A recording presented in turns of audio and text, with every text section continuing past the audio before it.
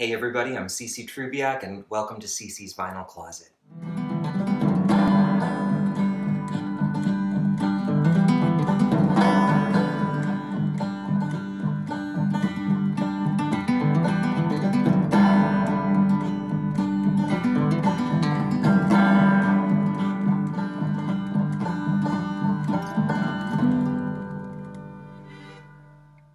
Today brings us to episode 10, chapter 10 of the Honky Tonk Angel Bible, with a major emphasis on Dolly Parton's records from 1987 onward to the present day. I've got lots to cover here, so please allow me to break a few household items down for you guys, just to simplify things. First, from 1987 on, Dolly has at least 30 albums under her belt, and of these, only 10 are actually available on vinyl.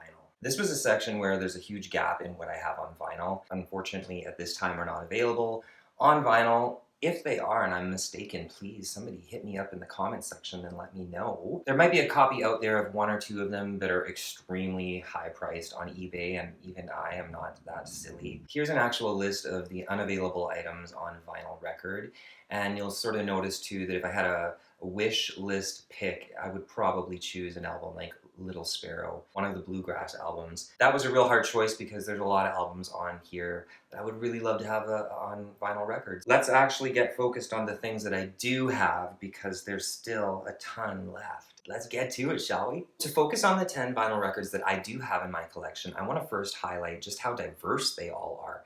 In fact, from 1987 onward, it's like Dolly has done everything that she had done and come around again and is doing it all over again. You've got the major pop album to start it off in 1987 with Rainbow.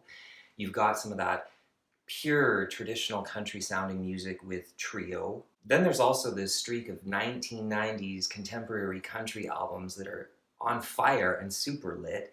And then, she even goes back to having a country Christmas record. And most recently, she did a duet with Barry Gibb on his Greenfields album, which is a beautiful duet with someone who she goes way back as far as with Islands in the Stream. Let's get really into the meaty stuff, though.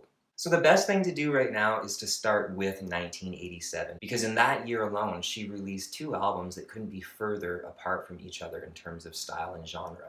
One, you have a pure pop album, and in the other, you have this beautiful, new traditional sounding country music with Emmylou Harris and Linda Ronstadt. And they couldn't be further apart as well in terms of how they were received by the public. Being that Dolly had done Gone Hollywood with a mixture of criticism and success, it makes sense to start off with Rainbow, which, as I was doing some research, I read was her most pop-sounding album to date. Don't believe me? Let's take a listen.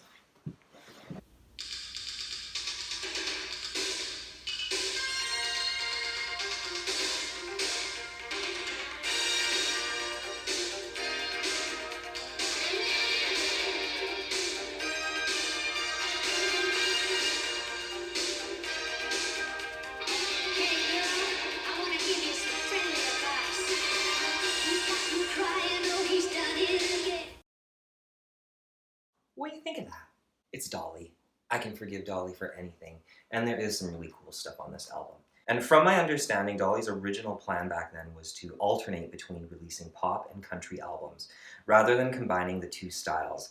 But due to Rainbow's poor sales and reception, that plan was abandoned. And apparently, Rainbow was Dolly's lowest charting and selling album to date. It's kind of surprising, but it makes no difference because in that same year, she released a completely different other album. Also released in 1987 is the album Trio, which brought Dolly Parton together with the incredible talents of Emmylou Harris and Linda Ronstadt. These three dynamic and equally successful in their own rights had been trying to record and release an album since the mid-1970s.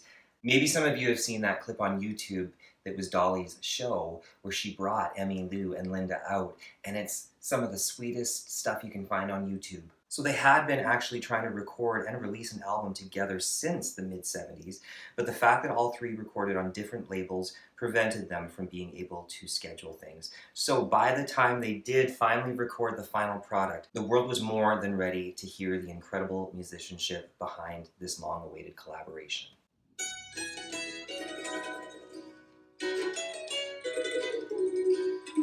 Oh, the pain.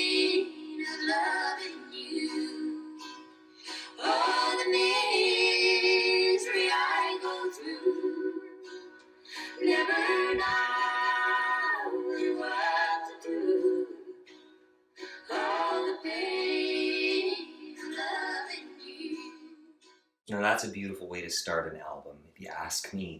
And that's just the tip of it. Every single song on this album is absolutely beautiful. This album might even be one of my favorite albums of all time, period. Are people gonna have to start taking shots every time I say that? Because I'm losing track of how many of these albums I'm saying are my favorite of all time. The album has sold over 4 million copies worldwide and has received many accolades.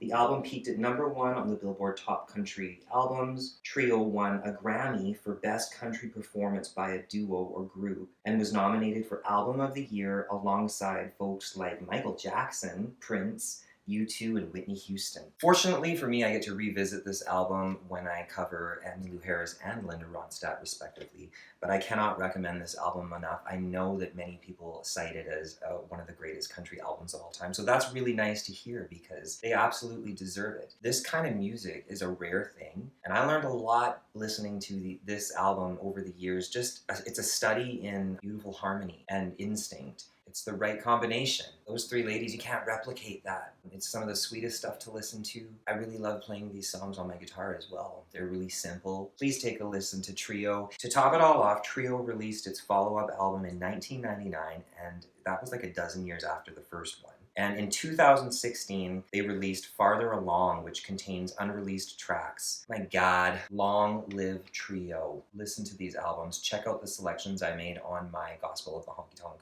Angels playlist. I've already touched before on the Honky Tonk Angels album because it features both Loretta Lynn and Tammy Wynette, two of my other favorite Honky Tonk Angels. Now, despite the fact that it's not available on vinyl, at least again, not to my knowledge, I still want to give it a shout out because, again, it's a fabulous album. I still got my CD copy of it along with a handful of other ones that are just available on CD. These three women were truly pioneers. It's hard for me to believe that Dolly was able to create this album, Honky Tonk Angels, but also the beautiful collaboration with Emmylou Harris and Linda Ronstadt. Dolly Parton was able to make some beautiful music and films with women. There's no denying that. White Limousine came out in 1989 and was produced by Ricky Skaggs. Holy smokes, Ricky Skaggs!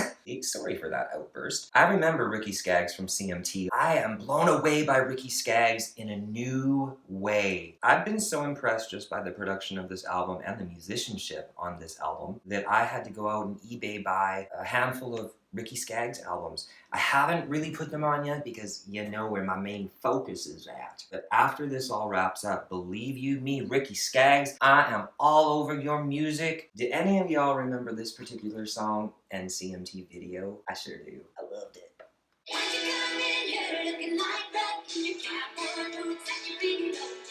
Sounds like it's the return of Steve Buckingham, who produced another one of my personal favorite records by Dolly Parton. Actually, I would have had this on cassette and CD when it would have come out in 1991. But it's a really beautiful album. It's got that 1990s fresh sound. Country music in the 1990s is super, super hot, super fun, super refreshing. This album really does kind of, for me, capture the 1990s sound. And Steve Buckingham, again, he's just an awesome producer. And this has 3 really big hits on it. Eagle When She Flies. She's an eagle when she flies. Of course, there's the beautiful duet she did with Ricky Van Shelton, Rockin' Years. And I'll stand by you through our rockin' years. I really love that song. And then, of course, I have to highlight Silver and Gold Can't Buy You a Home.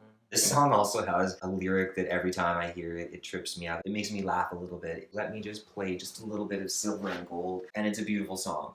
Time can be bought back with silver and gold. His eyes shone like diamonds, and his smile was heaven sent. His hair was long and flowing, and his back was slightly bent. Thank you for this album. Boop. I also love this section because rounding things out, I want to touch upon the Bluegrass albums that Dolly recorded. I know that she's recorded at least 3. The only one that I have available on vinyl record is The Grass is Blue from 1999, which was also produced by Steve Buckingham. This is such a beautiful album. Again, even how it opens, It just immediately draws you in. That was probably the first time in my life I was really introduced to bluegrass music, and I was immediately hooked. I remember very vividly listening to this whole album on a trip that I was taking on bus with just my backpack and, of course, my big earphones to listen to CDs. And I remember putting this on, and from the minute this album starts to the very end, the musicianship, I have to give a special nod to all of the musicians playing these instruments on this album. Dolly is also at her peak. To me, vocally, this is probably one of, if Trio is not her sweetest and best vocals, in my opinion, this one's also there because she's tough and she's singing hard. And to do that with this style of music, bluegrass, and achieve what they do, it's classic. And if you don't believe me, just listen to how the record starts and tell me if this don't draw you in.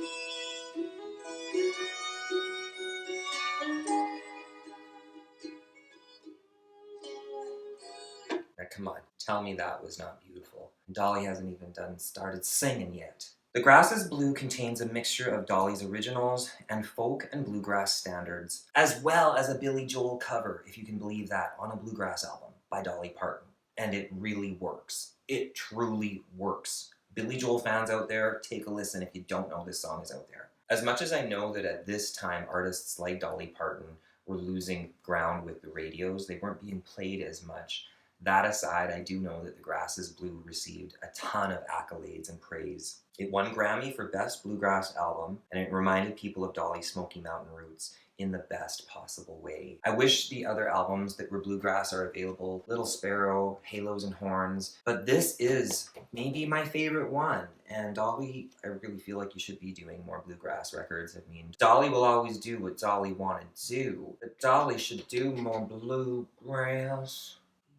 The Grass is Blue. Get it. Now, clearly this doesn't summarize all of Dolly Parton's music. For me, this highlights a lot of the best stuff. I'd be doing a great injustice if I didn't also mention some of the collaborations on these albums. For example, she does a duet with Kenny Rogers, You Can't Make Old Friends, on Blue Smoke. That's the highlight of that album for me. She also does a duet with Smokey Robinson on the Rainbow album. She does a duet with Lori Morgan on Eagle When She Flies. There's also the duet with Willie Nelson on her Christmas album. And then last but not least, off the top of my head, is the duet that she does with Barry Gibb on his recent album Green Fields. So Dolly has done so many collaborations across the years. It's phenomenal. There's not enough time for me to cover all of this without making this like a 24-hour long video, and that's a bit excessive even for me. What I enjoy the most is that with a recording career as long and successful as Dolly's, a person could literally spend hours upon hours listening and still not have heard it all. Dolly's hard work has earned her a slew of awards and accolades,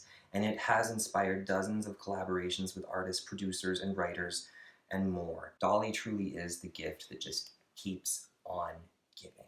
For me, it's really hard to put into words and summarize the legacy of this woman, this icon. She's a songwriting trailblazer who has managed to grow her dreams and to give those dreams wings to fly, as she has said. What would I say to Dolly? Dolly, thank you for nurturing the dreamer in me. Your music, like even songs like Paradise Road, that we can use our imagination, that it can help us cope with this world.